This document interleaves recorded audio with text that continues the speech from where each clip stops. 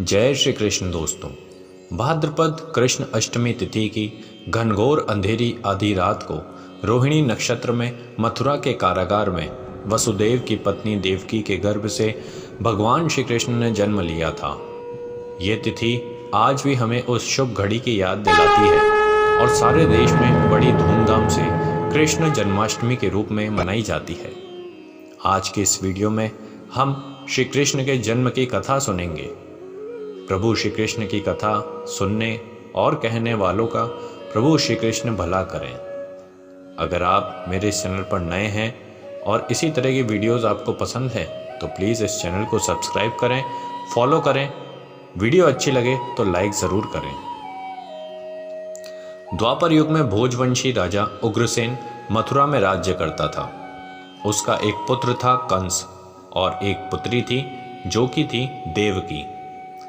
उसके पुत्र कंस ने उसे गद्दी से उतार दिया था और स्वयं मथुरा का राजा बन बैठा था।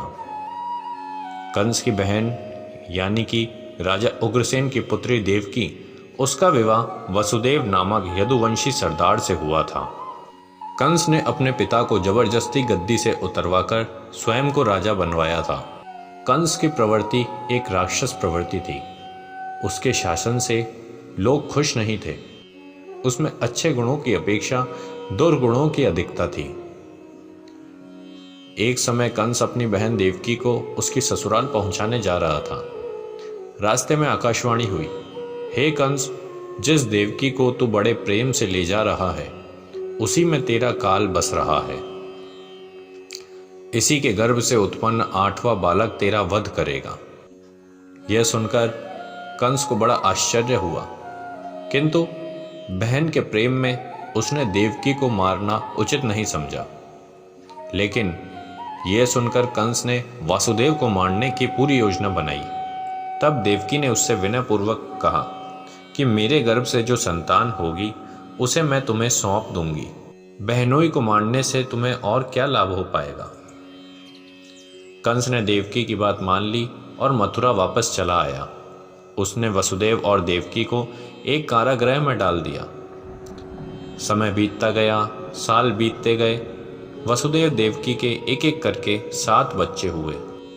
हालांकि जो भविष्यवाणी हुई थी उसमें देवकी के 8वें पुत्र द्वारा कंस की मृत्यु बताई गई थी, किंतु कंस अपनी मृत्यु के भय के कारण वसुदेव और देवकी के द्वारा हुए 7 बच्चों को जन्म लेते ही मार देता है।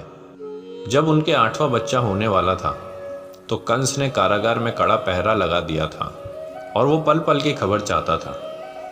संयोग से उसी समय नंद की पत्नी यशोदा को भी बच्चा होने वाला था। जिस समय वसुदेव देवकी को पुत्र पैदा हुआ उसी समय संयोग से यशोदा के गर्भ से एक कन्या का जन्म हुआ, जो और कुछ नहीं सिर्फ एक माया थी।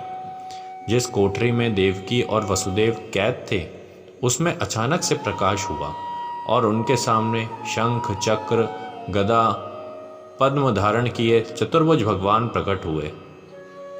दोनों ही भगवान के चरणों में गिर गए। तब भगवान उनसे कहते हैं कि मैं अधर्म का नाश और धर्म की प्रतिष्ठा के लिए तुम्हारे पुत्र के रूप में इस धरती पर आ रहा हूँ। तुम मुझे इसी समय अपने मित्र नंद जी के घर वृंदावन में भेज आना और उनके यहाँ जो कन्या जन्मी है उसे यहाँ लाकर कंस के हवाले कर देना। तुम्हारे सामने परिस्थितियाँ अनुकूल नहीं रहेंगी, फिर भी तुम किसी बात की चिंता मत करना और सीधे चलते जाना। इतना कहकर प्रभु पुनः नवजात शिशु का रूप धारण कर लेते हैं। उस समय वास्तव में वातावरण अनुकूल नहीं था। तेज हवाएं, तूफान, इस तरह का माहौल चारों ओर विद्यमान था। लेकिन प्रभु की कृपा से जागते हुए पहरेदार सो गए। कारागृह के दरवाजे अपने आप खुल गए और वसुदेव नवजात शिशु रूप श्री कृष्ण को सूप में रखकर कारागृह से निकल पड़े। बीच में यमुना नदी पड़ी। यमुना का उफान बहुत था, किंतु यमुना ने वसुदेव को जाने का रास्ता दे दिया। वसुदेव नंद जी के घर पहुँचे और उन्होंने नवजात शिशु को यशोदा के साथ सुला दिया और कन्या को लेकर मथुरा आ गए। प्रभु की कृपा के कारण कारागृह के फाटक पहले की तरह बंद हो गए और जो पहरेदार थे उनकी नींद पुनः खुल गई। अब कंस को सूचना मिली कि वसुदेव और देवकी को 8वां बच्चा पैदा हुआ है, किंतु वह कोई लड़का नहीं लड़की है। कंस को अपनी मृत्यु का इतना भय था कि उसने समझा कि 8वीं संतान भले ही पुत्री क्यों ना हो, लेकिन मेरा काल बन सकती है। इसीलिए वह बंदी गृह में गया और देवकी के हाथ से नवजात कन्या को छीनकर पृथ्वी पर पटक देने की कोशिश में था। जैसे ही उसने हाथ उठाकर पृथ्वी पर पटकने की कोशिश की, वह कन्या आकाश में उड़ गई और वहां से कहा, अरे मूर्ख, मुझे मारने से तेरा क्या होगा?